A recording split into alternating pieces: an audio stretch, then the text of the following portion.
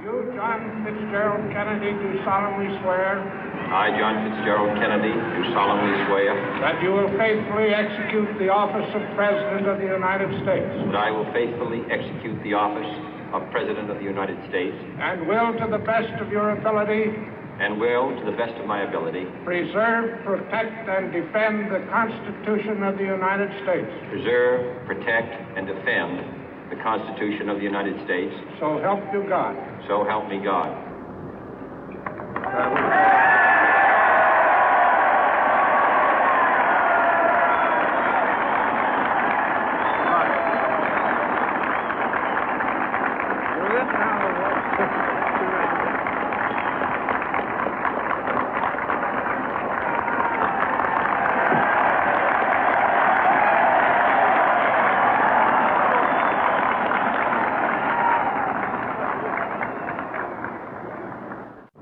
Vice President Johnson, Mr. Speaker, Mr. Chief Justice, President Eisenhower, Vice President Nixon, President Truman, Reverend clergy, fellow citizens. We observe today not a victory of party, but a celebration of freedom, symbolizing an end as well as a beginning, signifying renewal as well as change. For I have sworn before you and Almighty God the same solemn oath our forebears prescribed nearly a century and 3/4 ago. The world is very different now, for man holds in his mortal hands the power to abolish all forms of human poverty and all forms of human life. And yet the same revolutionary beliefs for which our forebears fought are still at issue around the globe. The belief that the rights of man come not from the generosity of the state, but from the hand of God. We dare not forget today that we are the heirs of that first revolution. Let the word go forth from this time and place to friend and foe alike that the torch has been passed to a new generation of Americans born in this century, tempered by war, disciplined by a hard and bitter peace, proud of our ancient heritage, and unwilling to witness or permit the slow undoing of those human rights to which this nation has always been committed and to which we are committed today at home and around the world.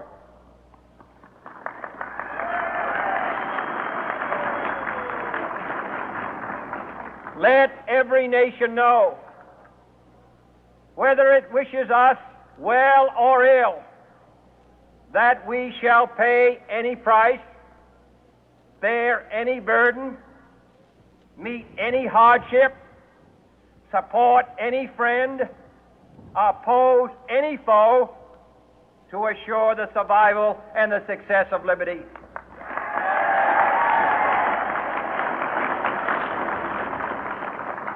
This much we pledge and more.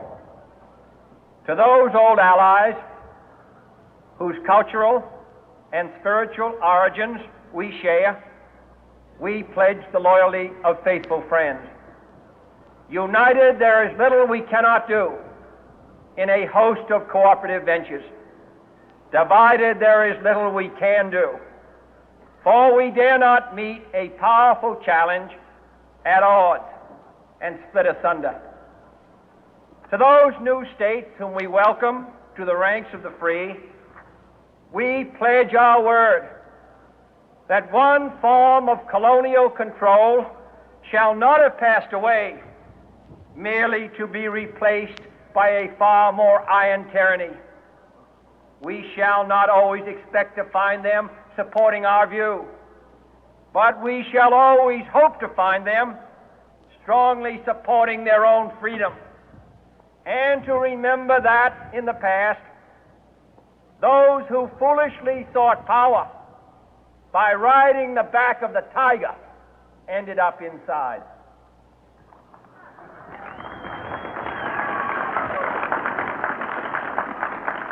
To those people in the huts and villages of half the globe struggling to break the bonds of mass misery, we pledge our best efforts to help them help themselves for whatever period is required, not because the communists may be doing it, not because we seek their votes, but because it is right. If a free society cannot help the many who are poor, it cannot save the few who are rich.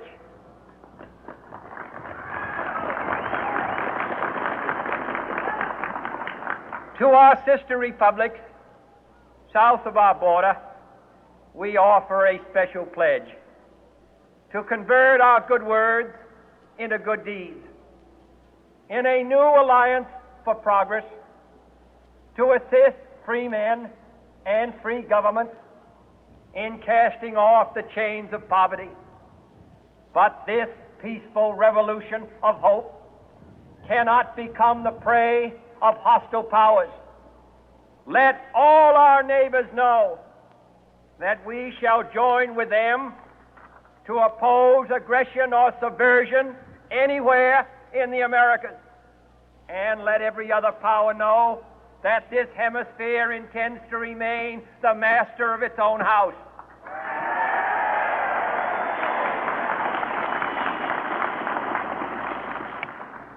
To that World Assembly of Sovereign States, the United Nations, our last best hope, in an age where the instruments of war have far outpaced the instruments of peace, we renew our pledge of support to prevent it from becoming merely a forum for invective, to strengthen its shield of the new and the weak, and to enlarge the area in which its writ may run.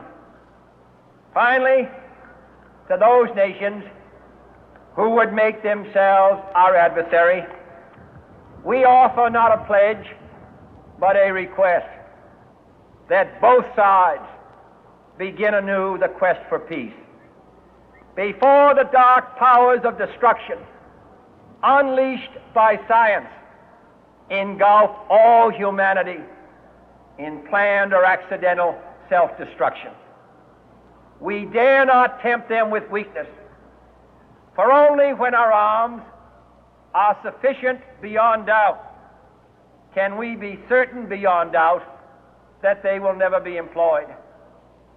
But neither can two great and powerful groups of nations take comfort from our present course, both sides overburdened by the cost of modern weapons, both rightly alarmed by the steady spread of the deadly atom, yet both racing to alter that uncertain balance of terror that stays the hand of mankind's final war.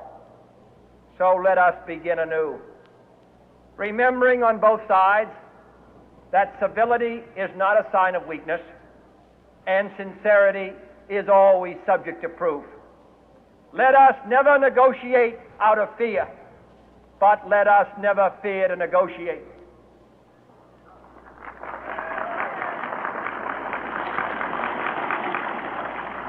Let both sides explore what problems unite us, instead of belaboring those problems which divide us. Let both sides, for the first time, formulate serious and precise proposals for the inspection and control of arms, and bring the absolute power to destroy other nations under the absolute control of all nations.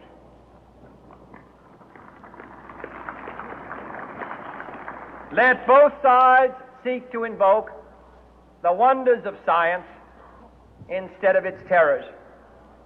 Together, let us explore the stars, conquer the deserts, eradicate disease, tap the ocean depth, and encourage the arts and commerce. Let both sides unite to heed in all corners of the earth the command of Isaiah to undo the heavy burden and let the oppressed go free. And if a beachhead of cooperation may push back the jungle of suspicion, let both sides join in creating a new endeavor, not a new balance of power, but a new world of law, where the strong are just and the weak secure and the peace preserved.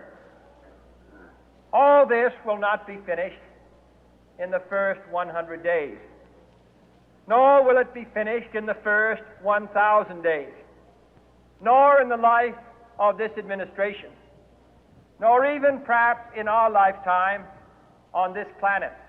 But let us begin.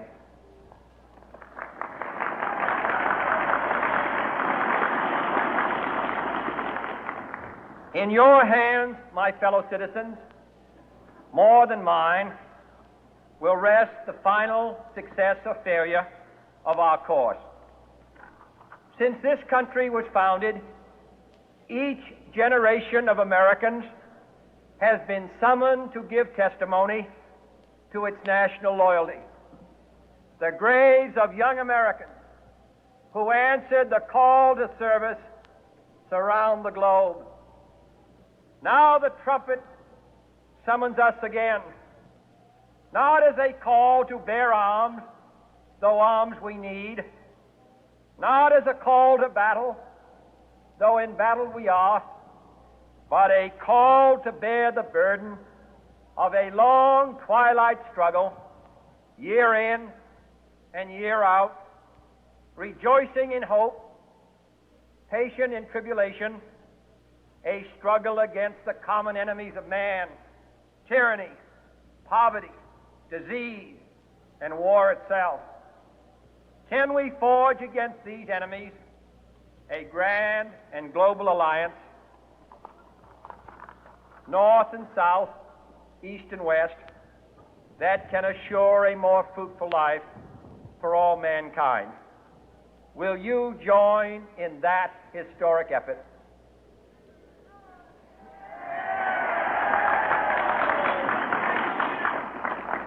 In the long history of the world, only a few generations have been granted the role of defending freedom in its hour of maximum danger. I do not shrink from this responsibility. I welcome it.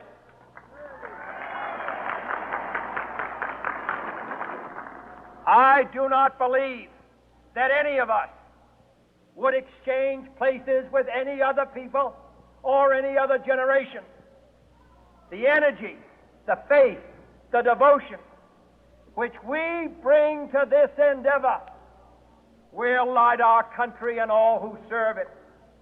And the glow from that fire can truly light the world. And so, my fellow Americans, ask not what your country can do for you, ask what you can do for your country.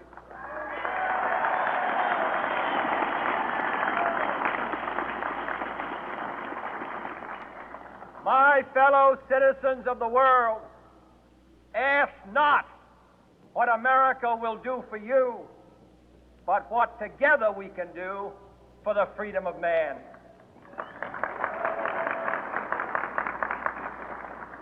Finally, whether you are citizens of America or citizens of the world, ask of us here the same high standards of strength and sacrifice which we ask of you.